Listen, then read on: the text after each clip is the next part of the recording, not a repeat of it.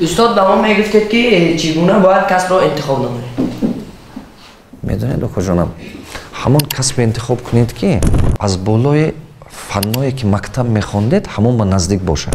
мисол, ҳар як инсон ба худованд як ҳунари табиӣ додагӣ аст, истеъдоди бақувват додагӣ аст. Ҳар як инсон ба истеъдоде ки як инсон ба додагӣ дигараш ба нест. Мисол баъзе одамо ба бинед шунавои додагӣ вай музиканти хуб шуда метод, дигар кас ба нест ҳамин чи.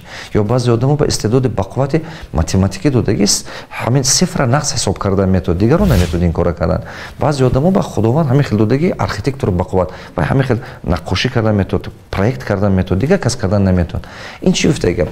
Шумо бояд ки ҳамон истеъдоди худованд додагӣ ёбеду аз болои ҳамон худованд додагӣ истеъдод баъд интихоби касб кунед.